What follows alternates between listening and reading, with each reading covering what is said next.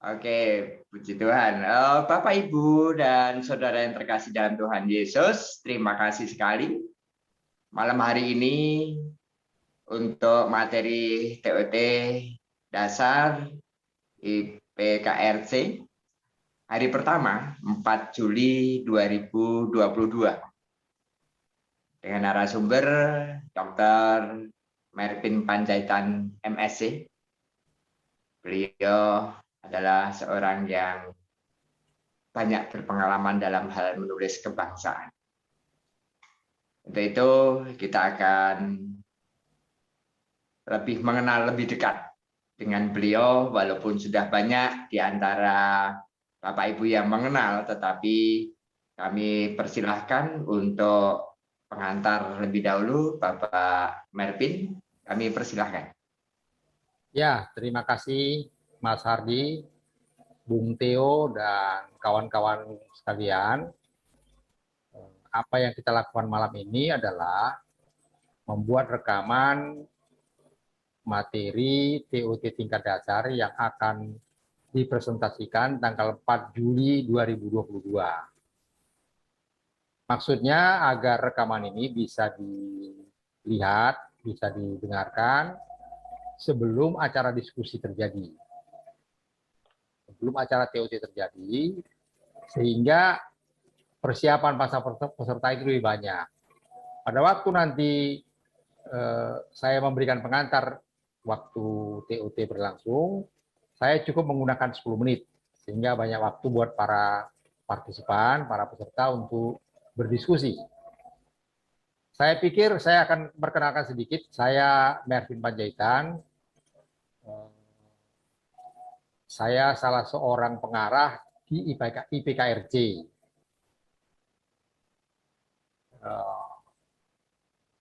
Materi ini kita persiapkan untuk memperkenalkan kita, masyarakat Indonesia, proses terjadinya bangsa Indonesia. Jadi bangsa Indonesia ini tidak terjadi sekaligus, tapi melalui suatu proses, dari mulai masyarakat gotong royong sampai menjadi bangsa Indonesia, kemudian mendirikan negara Kesatuan Republik Indonesia, dan seterusnya, sampai sekarang ini. Dan proses menjadi ini akan terus berlangsung. Saya sendiri seorang penulis buku, ada beberapa buku yang sudah saya tulis, antara lain yang terakhir-terakhir ini, yang terbaru itu, Revolusi Indonesia Menuntaskan Sejarahnya. Nah, saya juga menulis sebelumnya buku Peradaban Gotong Royong, Logika Demokrasi, dan lain-lain. Memang pekerjaan saya dahulunya itu sebagai seorang dosen di Visipol UGI, tapi setelah pensiun saya fokus menulis buku dan menghadiri seminar-seminar. Dan juga seperti hari ini ikut mendesain program TOT yang akan kita kerjakan di IPKRC MUGI. Ya, itu pengantarnya Mas Hardi. Silakan. Oke, terima kasih sekali. Sangat jelas siapa itu Dr. Mervin Panjaitan MNC di tim IPKRC sebagai desainer tentang politik kebangsaan. Langsung masuk pada pengantar nanti tentang apa itu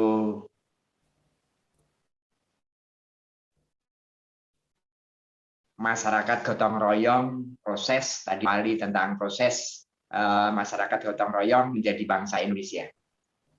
Ada beberapa hal yang perlu diuraikan terlebih dahulu, Bapak. Bagaimana tentang sebetulnya makna dari kata gotong royong itu, lalu bagaimana masyarakat Indonesia atau Nusantara yang dahulu belum mengenal tentang sistem pemerintahan dan sebagainya. Demikian. Ya, terima kasih Mas Hardi dan kawan-kawan semua. Istilah gotong royong ini saya kira sudah sangat terkenal ya, kita di Indonesia sangat tahu itu.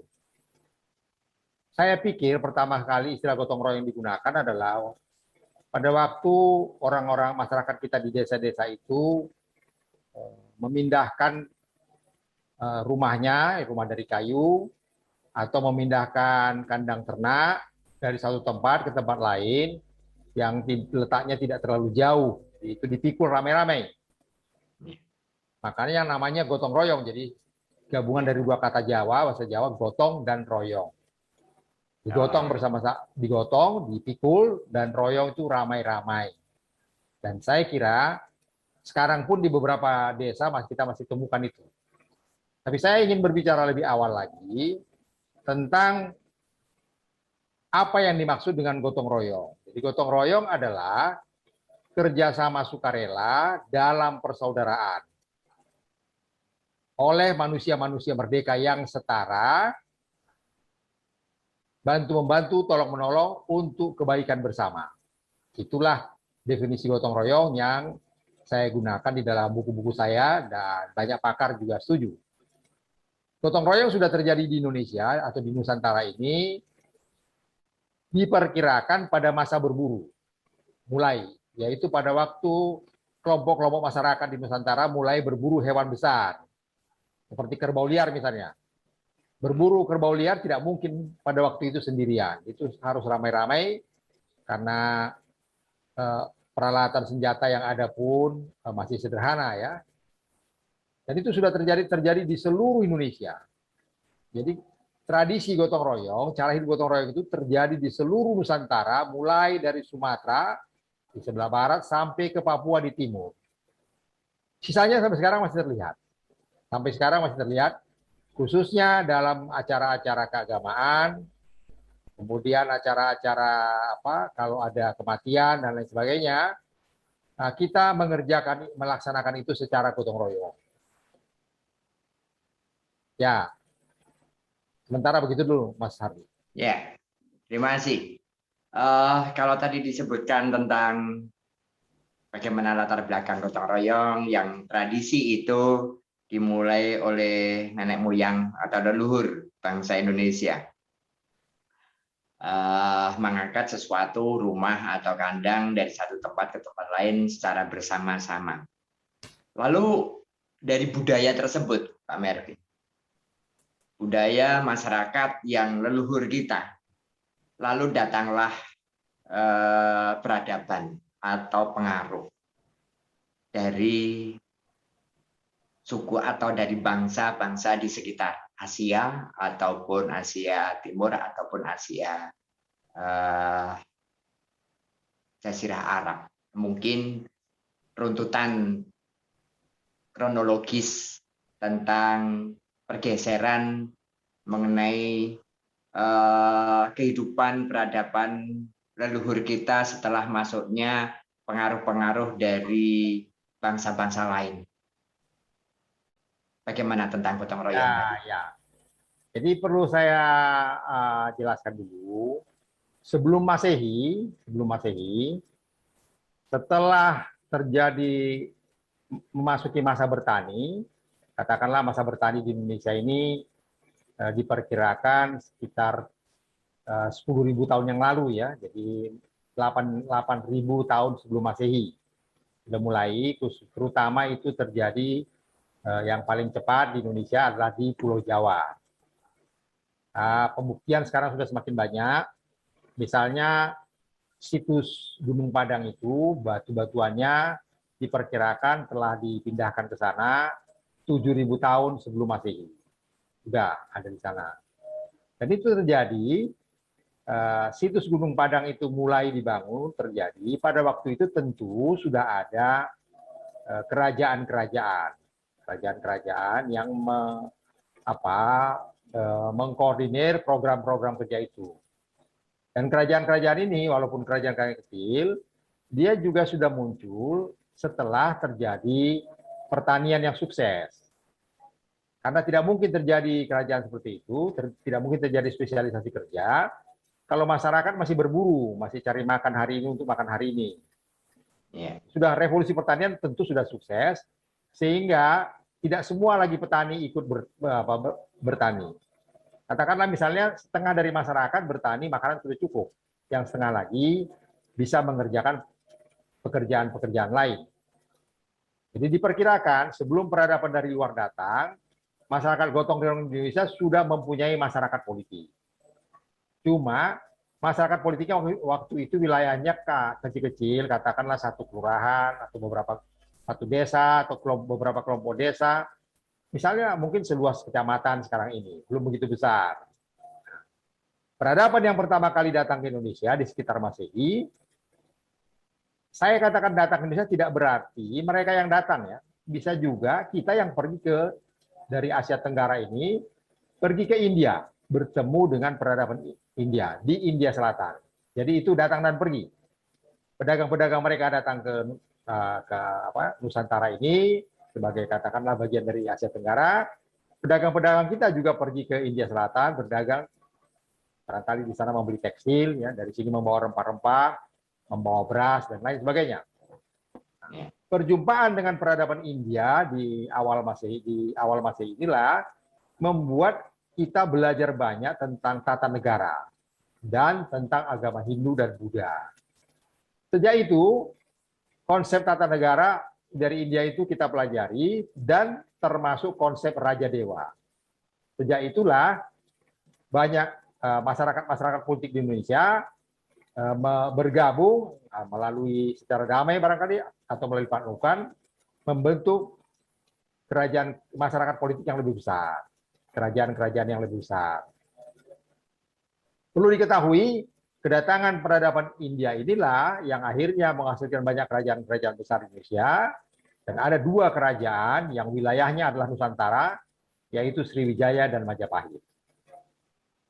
Begitu, Mas Hardi. Itu perjumpaan pertama kali kita dengan peradaban dari luar. Begitu. Jadi sejak zaman Majapahit, Sriwijaya, di situ katakan sejarahnya Gajah Mada. Itu sampai sumpah palapanya Nusantara dari Malaysia sampai Filipina dan seterusnya. Nah, perkembangan tersebut ternyata ada pergeseran lagi.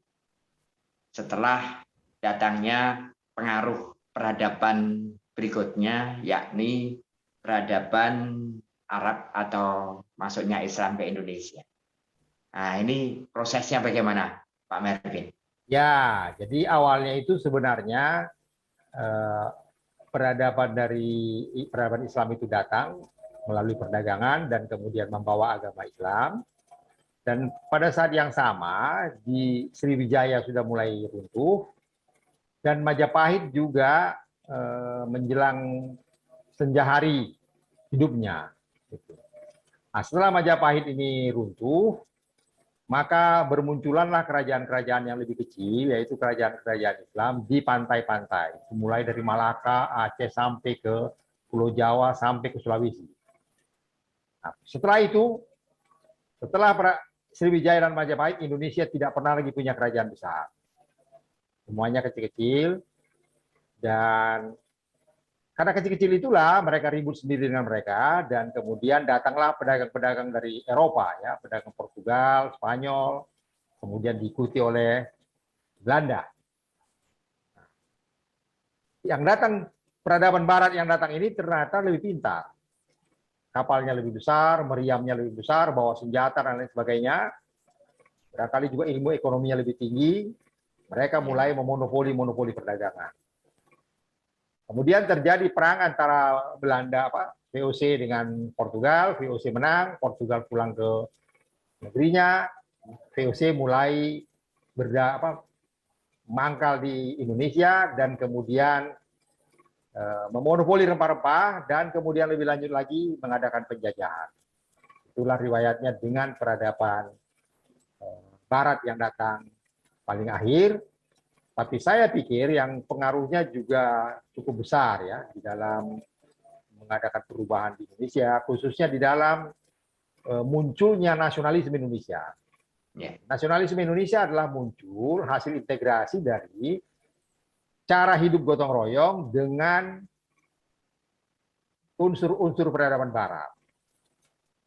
Di Barat pun itu sebenarnya belum lama ya, tapi dia kemudian diserap Indonesia. Kita belajar dari Barat itu tentang konsep-konsep negara bangsa, tentang nasionalisme, tentang demokrasi, tentang organisasi modern, dan lain sebagainya. Itu adalah hasil perjumpaan kita dengan peradaban Barat. Ya, sementara begitu Pak Sakti.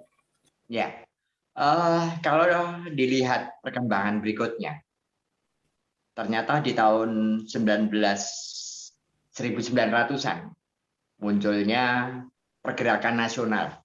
Ya. Dari 1908 adanya Budi Utomo dan Kongres Pemuda yang pertama kalau tidak salah 1918 ya Bapak. Apa? Kongres Pemuda yang pertama. 1926 yang pertama, yang kedua 26, kemudian 1928. ya. Ya. Dengan pergerakan seperti itu ternyata adanya pendidikan orang-orang Indonesia yang di Eropa khususnya Belanda. Itu ada pengaruh positif untuk perkembangan pergerakan nasional di mana nanti asas gotong royong itu terbangun, Bapak. Ya, ini memang perjumpaan kita dengan Barat ini sering dilupakan orang ya. Ini berlangsung dalam dua bentuk. Bukan hanya dalam bentuk perdagangan dan kemudian penjajahan. Ada satu bentuk lagi yang sering kita lupakan, yaitu pekabaran Injil. Ya. Dua-duanya ini dijalankan oleh pihak yang berbeda.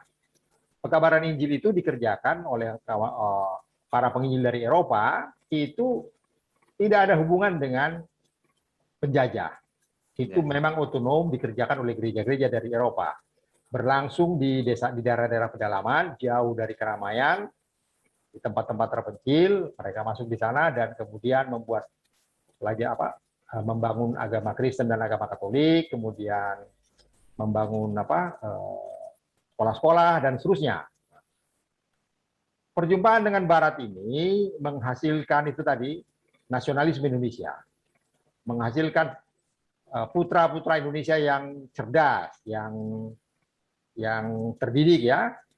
Kebetulan pada waktu itu di akhir abad ke-19 di Belanda itu kelompok-kelompok etis politik menang. Nah, dan mereka memaksa di daerah Hindia Belanda ini dijalankanlah etis politik melalui sekolah-sekolah. Sehingga waktu itu bermunculan di penghujung 1800-an banyak sekolah di Indonesia. Ya. Nah, tokoh yang paling terkenal di sini antara lain, menurut saya pemikir modern pertama Indonesia adalah Raden Ajeng Kartini. Ya. Kemudian setelah dia muncullah tokoh-tokoh Dr. Sutomo, Dr. Wahidin Sudirosono, dan kawan-kawannya yang lain. Ya. Nah, mereka inilah yang mendirikan Budi Utomo sebagai salah satu organisasi modern di Indonesia. Tujuannya jelas, anggotanya jelas, semua tertulis, dan itu hasil belajar kita dari peradaban Barat. Hampir semua tokoh pergerakan waktu itu pernah berkecimpung di Budi Utomo, atau paling tidak pernah berhubungan dengan organisasi Budi Utomo. Dan Budi Utomo itu didirikan tahun 1908 ya. 08. Betul. Didirikan sejak maka itulah di tanggal berapa itu 20 Mei apa itu dijadikan sebagai hari ya kebangkitan nasional. Ya, gitu. Ya. Dengan progres perkembangan di tahun abad 19 kemudian adanya Kongres Pemuda menghasilkan kesepakatan sosial. Ada tokoh-tokoh Insinyur Soekarno, Muhammad Hatta, kemudian ada tokoh-tokoh Kristen yang lain. Nah, mungkin Bapak bisa menjelaskan tokoh-tokoh Kristen yang berperan di dalam pergerakan Indonesia ini, Bapak. Ya, ini waktu itu muncullah misalnya organisasi pemuda ya, Young Celebes, Young Sumatra, dan lain-lain bermunculan ya. Nah, kebetulan di daerah Kristen itu ya banyak tokoh Kristen muncul. Semua pemuda-pemuda ini, semua bergerak, semua mau, mulanya barangkali mereka bergerak atas motivasi ekonomi, motivasi sosial, dan sebagainya. Tapi di tengah perjalanan, setelah mereka bertemu, ujungnya adalah gerakan politik. Mereka lakukanlah Kongres Pemuda yang pertama tahun 1926, dilanjutkan lagi dengan Kongres Pemuda yang kedua tahun 26 sampai 28 Oktober tahun 1928. Nah, di situ juga banyak tokoh-tokoh Kristen ikut berserta. Mengapa ikut? Ya, memang mereka orang-orang terpelajar. Yeah. Ada yang terpelajar karena belajar dari Hindia Belanda, ada yang terpelajar karena mereka ikut di sekolah-sekolah yang dibangun oleh para penginjil yang datang dari Eropa. Mereka ikut. Tahun 1928 inilah pertama kali bangsa Indonesia membuat kesepakatan yang kemudian dikenal dengan Sumpah Pemuda. Pada waktu itu peserta sepakat bahwa kita ini adalah bangsa Indonesia. Masyarakat Nusantara ini adalah bangsa Indonesia, hidup di tanah air Indonesia, berjuang di tanah air Indonesia, menggunakan bahasa Indonesia, dan seterusnya, dan tujuannya adalah mendirikan suatu negara berdaulat. Pada hari terakhir Sumpah Pemuda itu, lagu Indonesia Raya dinyanyikan, dan lagu ini ditulis oleh Wagub Supratman. Ini seorang Katolik ya. Yeah. Nah, dinyanyikan, bendera merah putih pun mulai katanya dikibarkan, dan itu memberikan suasana bergejolak tentang cita-cita Indonesia merdeka itu. Setelah itu memang pada tahun 1932 pemuda-pemuda ini sampai kepada kesimpulan Indonesia merdeka sekarang. Itu sudah dicetuskan dengan semboyan Indonesia merdeka sekarang pada tahun 1932. Dan kemudian ditulis oleh Soekarno dalam bukunya Mencapai Indonesia Merdeka tahun 1933. Jadi kemerdekaan kita tidak muncul tiba-tiba. Kemerdekaan itu melalui suatu proses, dan kesepakatan pertama yang kita lakukan adalah Sumpah Pemuda. Oleh karena itu saya dalam banyak tulisan saya mengatakan Sumpah Pemuda ini masuk kontrak sosial rakyat Indonesia sebelum mendirikan NKRI. Sumpah Pemuda itu termasuk. Itulah pertama kali kita membuat kesepakatan nasional. Ya, silakan. Ya, dari Pak Mervin sudah menjelaskan sampai tahun 33. Ya.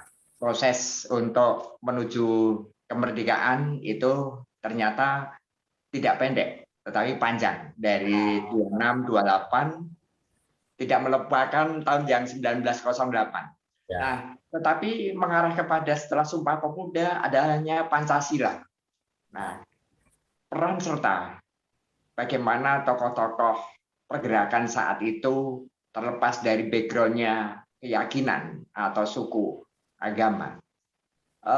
Lalu kesepakatan yang bagaimana munculnya Pancasila yang beberapa waktu lalu sempat menjadi goyah tentang hari lahirnya Pancasila. Ya, setelah Sumpah Pemuda, maka semua organisasi perjuangan di Indonesia sepakat memasukkan Sumpah Pemuda di dalam anggaran dasarnya. Di dalam anggaran semua sepakat. Sejak itu bangsa Indonesia fokus untuk mendirikan Indonesia merdeka. Fokus, sudah semakin fokus. Perjuangannya pada waktu itu adalah perjuangan politik. Karena perjuangan militer sebelumnya banyak raja-raja kita, kerajaan-kerajaan itu gagal ya, itu perjuangan politik. Kemudian perjuangan berkembang di kancah dunia, terjadi Perang Dunia Kedua. Jepang masuk ke Indonesia tahun 1939, Belanda kalah, dan seterusnya. Kemudian Jepang berkepentingan. Jepang berkepentingan terhadap tenaga-tenaga bangsa Indonesia menghadapi sekutu. Oleh karena itu, maka militer Jepang mengadakan banyak pelatihan-pelatihan kepada pemuda-pemuda Indonesia. Tentu, penjajah Jepang ini kejam juga dia. Dia membuat dua pekerjaan besar yang kita sangat tidak suka, yaitu Romusa dan Gyugun ya. Tapi bagaimanapun mereka berjasa juga dalam melatih pemuda-pemuda kita itu. Ya, itu yang pertama. Yang kedua, ada kevakuman. Pada tanggal 15 Agustus, Jepang menyerah kepada sekutu, ada kevakuman sekitar 2 hari. Tanggal 17 Agustus lah kita memproklamirkan kemerdekaan itu. Tapi sebelum itu, ada suatu pertemuan besar yang besar pengaruhnya kepada Indonesia, yaitu sidang-sidang BPU PKI, jadi Badan Usaha-Usaha Persiapan Kemerdekaan Indonesia, itu bersidang. Di sini antara lain Soekarno mendapat kesempatan pidato pada tanggal 1 Juni 1945. Di dalam pidato ini Soekarno menawarkan menjawab pertanyaan ketua sidang, yaitu Dr. Rajiman Wedioningrat, yang bertanya, di atas dasar apa Indonesia merdeka nanti ini kita bangun? Soekarno memberikan jawaban yang jelas, yang tegas, di atas dasar Pancasila. Nah, itulah jawaban Soekarno pada tanggal 1 Juni. Pidato itu berlangsung 1 jam 20 menit ya, cukup lama. Nah, jadi tidak benar katanya itu yang ngomong Yamin dan lain-lain, tidak benar. Itu ada dalam pidato Soekarno pada waktu itu, dan kita bisa baca di dalam rekaman stenografinya. Sekarang itu ada ya. Ya. Disitulah dikatakan bahwa dasar bangsa Indonesia mereka nanti adalah Pancasila. Nah, Soekarno sebenarnya pertama kali menawarkan itu dasar pertama adalah kebangsaan ya. Kenapa demikian? Ya bisa dimengerti karena memang tanggal 28 Oktober itu kita sumpah sebagai satu bangsa. Kita sudah akan membuat Indonesia ini negara bangsa, bukan negara agama, bukan negara suku dan sebagainya gitu ya. Ya. Tapi kemudian pada waktu menyusun redaksinya terjadi perubahan-perubahan sehingga apa yang terjadi seperti sekarang.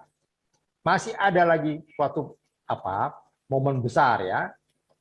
Pada tanggal 17 Agustus Soekarno-Hatta memproklamirkan kemerdekaan Indonesia. Pada tanggal 17 Agustus itu juga 45 sore hari datang perwira dari Jepang, diutus oleh pemuda-pemuda pejuang dari Indonesia Timur, minta kepada Bung Hatta supaya 7 kata dari draft sila pertama itu dikeluarkan. Pada waktu itu mereka katakan kalau sila 7 kata itu tidak dikeluarkan, maka kami di Indonesia Timur akan memproklamirkan kemerdekaan sendiri. Jadi saya banyak membaca itu bukan gertak sambal, bukan. Itu ternyata memang dikerjakan. Itu yang pertama. Yang kedua, ada lagi satu fakta yang menarik. Memang Bung Hatta ini 10 tahun di Eropa, di Rotterdam. Nah, di Eropa pada waktu itu memang ada kecenderungan pemisahan agama dan negara. Gereja dan negara itu dipisah. Kenapa? Supaya masing-masing kerja sendiri-sendiri. Yang satu tidak lebih tinggi dari yang lain. Cuma di dalam rapat-rapat sebelumnya, pemikiran beliau ini tertahan. Nah, pada waktu utusan datang mengatakan beliau langsung setuju. Besok tanggal 18 pagi, dia panggillah utusan-utusan yang lain yang dari agama Islam, dan dia mengatakan, kita sudah mau merdeka, tapi saya tidak mau kalau kita menjadi 2 negara. Biarlah kita merdeka tetap 1 negara. Nah, kalau mau 1 negara, mari kita penuhi permintaan para pejuang dari Indonesia Timur. Nah, dari Indonesia Timur itu dulu pemimpinnya saya baca itu Samratulangi ya, Samratulangi ya, dan itu memang tokoh di kawasan timur. Dia akhirnya juga setelah Republik didirikan dia menjadi gubernur Sulawesi yang pertama. Nah, itulah yang terjadi. Jadi banyak, kalau kita mau jujur sebenarnya, memang saya yakin ya, Tuhan ikut campur tangan dalam proses pembentukan negara kita. Menit-menit terakhir bisa berubah. Bayangkan kalau 7 kata itu masih ada, Indonesia ini negara Islam, bukan negara bangsa. Padahal di Sumpah Pemuda dikatakan bangsa. Sudah tidak sinkron. Tapi menit jam-jam terakhir itu terjadi. Dan Hatta bicara, mendengarkan, dan kemudian setuju, dan kemudian bicara lagi dengan yang lain, dan setuju juga. Jadi oleh karena itu, nama Pancasila dan substansialnya itu sudah disampaikan oleh Soekarno tanggal 1 Juni. Saya selalu mengatakan, pidato Soekarno 1 Juni itu adalah naskah akademik dari pembukaan Undang-Undang 45 termasuk di dalamnya Pancasila. Nah, kemudian tanggal 18 Agustus, di sebelumnya itu ada proses, 7 kata itu masuk, tapi pada tanggal 18 Agustus, pada waktu rapat PPKI, 7 kata itu dikeluarkan lagi, maka berganti menjadi ketuhanan yang Maha Esa. Dan itulah yang berlangsung sampai sekarang. Kalau masih ada yang ngeributin lagi, memang seharusnya itu kita lawan. Karena itu kontrak sosial. Kontrak sosial tidak boleh diubah-ubah lagi, karena kalau kontrak sosial diubah-ubah, itu negara bubar. Kita harus hadapi yang seperti itu. Supaya kita nggak direpotin oleh niat-niat buruk yang menghambat kemajuan Indonesia. Bahkan lebih ekstrim lagi, banyak yang mengatakan, dan saya sependapat, target mereka itu sebenarnya menghancurkan NKRI karena mereka mau ganti dengan negara lain. Nah, itu yang harus berani kita hadapi. Ya. Oke. Akhirnya menjadi sebuah pencerahan bagi kita semua, terkhusus umat Kristen di Indonesia. Peran serta Samratulangi, kemudian peran serta tokoh pergerakan tahun-tahun itu mengubah atau menghilangkan 7 kata pada sila yang pertama tadi. Nah, sifat gotong royong, kebersamaan antar tokoh di tahun-tahun menuju kemerdekaan ini sudah terwujud, terbukti. Mungkin hal yang terakhir, Pak Merku. Kalau pada saat-saat sekarang di tahun 2020, tahun 2022 menuju tahun 2024 dengan pengalaman-pengalaman yang ada di sekitar kita sebagai umat Kristen, yang di era modern milenial ini, apa yang bisa didharmabaktikan umat Kristen bagi pembangunan sosial di negara Kesatuan Republik Indonesia? Ya, ini saya teringat lagi dengan Presiden Soekarno ya. Jangan melupakan sejarah ya. Orang Kristen di Indonesia ini harus selalu ingat proses menjadi bangsa Indonesia itu bukan proses yang terjadi satu hari. Dari masyarakat gotong royong menjadi bangsa Indonesia itu proses ribuan tahun. Ya. Bahkan saya katakan tadi puluhan ribu atau ratusan ribu tahun. Melalui tonggak-tonggak kesepakatan. Karena itu yang pertama, masyarakat Indonesia pertahankan habis-habisan kontrak sosial itu. Kontrak sosial rakyat Indonesia itu menurut saya adalah Sumpah Pemuda, Naskah Proklamasi, dan pembukaan Undang-Undang 45. Itu harus kita pertahankan habis-habisan. Karena kalau itu diganti, yang terjadi adalah NKRI ini dibubarkan dari dalam. Nanti setiap provinsi bisa jadi buat negara masing-masing. Itulah teori kontrak sosial. Karena yang buat kontrak sosial itu bukan antara masyarakat rakyat dengan pemerintah, bukan. Itu masyarakat Indonesia membuat sebelum NKRI didirikan, sebelum terjadi.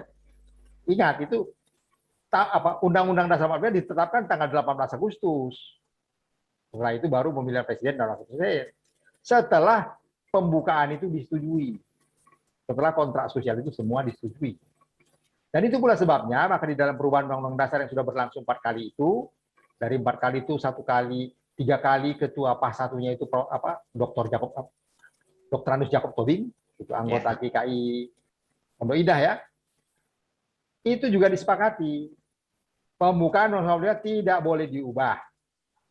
Bahkan pasal-pasal itu berubah mengacu kepada pembukaan Undang-Undang 45. Jadi itu yang pertama. Bagi orang-orang Kristen, mari kita pertahankan kontrak sosial itu dan kita kerja keras partisipasi politik memajukan bangsa ini. Itu yang pertama. Yang kedua, kontrak sosial ini bisa kita jalankan, negara bangsa ini sudah jalan baik, kalau secara politik yang berkuasa itu kelompok-kelompok nasionalis. Kalau yang berkuasa itu bukan nasionalis, katakanlah kelompok-kelompok ekstremis, teroris, dan sebagainya, semua itu akan dia ganti. Semua itu akan dia ganti. Mereka tidak peduli. Mereka hidupnya itu dipenuhi dengan kebencian dan permusuhan. Dan itu mereka sudah buktikan di Syria, di Irak. Mereka sudah buktikan itu. Kita tidak perlu membuktikannya lagi di Indonesia. Itu sudah terjadi. Nah, kalau kita masih mau buat bukti lagi di Indonesia, yaitu memang kita terlalu bodoh. Nah, oleh karena itu, saya ingin menggunakan kesempatan ini dalam Pilpres 2024 nanti, masyarakat Kristen dan masyarakat lain yang nasionalis di Indonesia, mari kita perjuangkan agar yang terpilih kembali menjadi presiden tahun 2024 dan seterusnya, barangkali sampai 50 tahun ke depan, atau mungkin seterusnya, berasal dari nasionalis. Kenapa? Karena Indonesia ini negara bangsa, bukan negara agama, bukan negara suku, bukan negara ras. Maka negara ini kalau mau survive, mau maju, harus dipimpin oleh manusia-manusia yang nasionalis, patriot bangsa, dan seterusnya. Itulah yang perlu kita pertahankan. Nah, tapi belakangan ini saya lihat banyak juga orang Kristen ini mulai gara-gara uang receh barangkali lari sana lari sini nggak karu-karuan, barangkali itu memang ignoransi, barangkali kesombongan, barangkali kemiskinan dan sebagainya, saya kurang tahu ya. Tapi itu harus kita koreksi, Sekarang sudah semakin jelas siapa di antara para calon itu yang kemungkinan besar untuk menang dan nasionalis.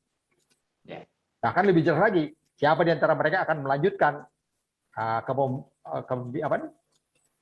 strategi dari Presiden Joko Widodo. Bahkan lebih jelas lagi, siapa nanti akan mempertahankan ibu kota, tidak kembali ke Jakarta.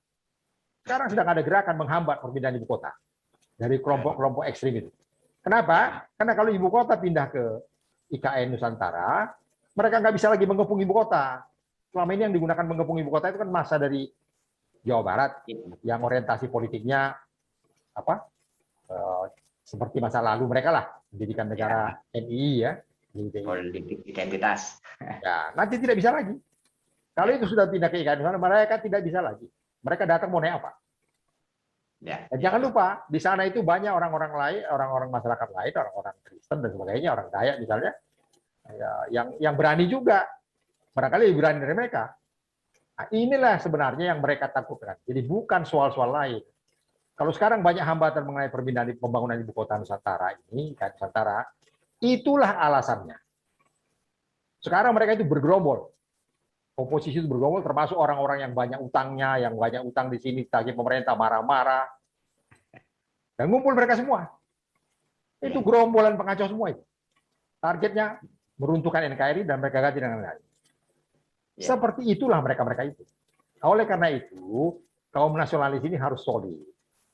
Saya juga tawarkan kepada partai-partai nasional, sudahlah, nggak usah terlalu sombong.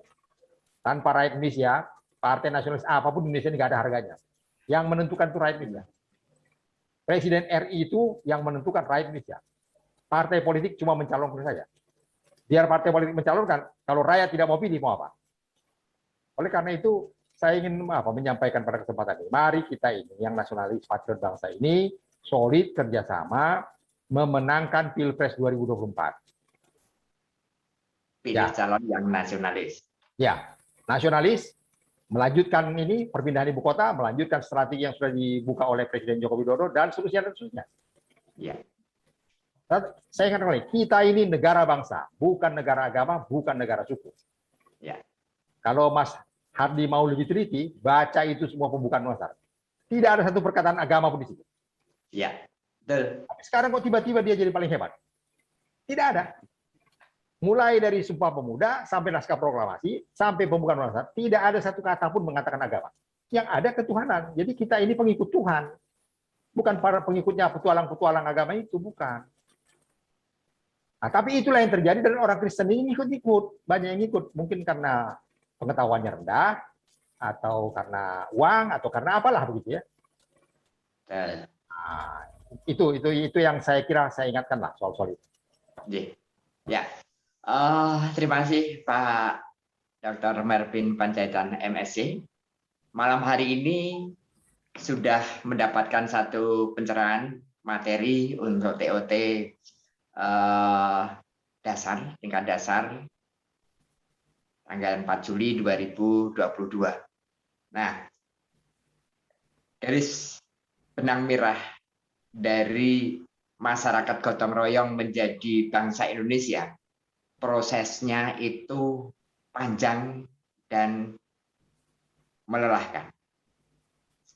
Kalaupun pada saatnya muncul sebuah kontrak sosial yang berdasarkan 3 tadi ya Bapak. Ya. Kesimpulannya ada Sumpah Pemuda, naskah proklamasi, dan pembukaan Undang-Undang Dasar 1945 yang tidak bisa digantikan. Ya. Nah, peran serta gereja, peran serta umat Kristen untuk membangun negara Indonesia ini tidak ada yang lain kecuali nasionalis tetap dijaga, pilih pemimpin yang nasionalis, tidak terpengaruh oleh sesuatu yang berbau keuangan atau kekuasaan sesaat. Ya. Ada tambahan mungkin sebelum kita akhiri pada malam hari ini, Pak Mervin? Tambahannya tinggal itu saja. Ancaman kepada konsep negara bangsa ini ternyata terus berlangsung. Betul. Dia akan muncul setiap menjelang Pilpres. Ya. Akan muncul. Oleh karena itu, buat kita-kita yang nasionalis ini, kewaspadaan itu penting. Ya. Karena ancaman itu datang terus. Saya juga tidak tahu kenapa mereka selalu seperti itu ya. Mungkin karena memang di dalam kepala mereka itu, di dalam otak mereka itu, yang ada cuma kebencian dan permusuhan itu. Nggak ada yang lain lagi. Betul. Nah, oleh karena itu kita harus hadapin dia dengan keras, menggunakan hukum. Tentu tetap manusiawi ya. Tapi mereka tidak boleh terus-terusan mengacau begitu. Karena kita masih bersaing lagi dengan negara-negara lain yang sudah lebih dulu maju. Ya. Ya, saya kira itu tambahannya, Mas Hardi. Oke, terima kasih. Kata kunci terakhir adalah gotong royong tidak hanya sekedar mengangkat satu benda bersama-sama dari satu tempat ke tempat lain, tetapi bergotong royong untuk mengangkat nasionalis menjadi landasan dasar negara Republik Indonesia. Semoga pertemuan pada malam hari ini menjadi sebuah pencerahan bagi kita semua tentang wawasan kebangsaan, gotong royong bangsa Indonesia untuk menjadi sebuah negara yang merdeka. Demikian, Bapak, Ibu, dan Saudara, puji Tuhan, hampir 40 menit kita ada mendapatkan pencerahan dari seorang yang berwawasan luas, wawasan kebangsaan, Bapak Dr. Medpin Panjaitan MSc. Saya Hardi Nugroho dari Kebumen menyampaikan terima kasih. Ada salah dan kurangnya, mohon maaf. Ya, Sekian, terima kasih. Selamat malam. Puji Tuhan. Kiranya Tuhan berkati.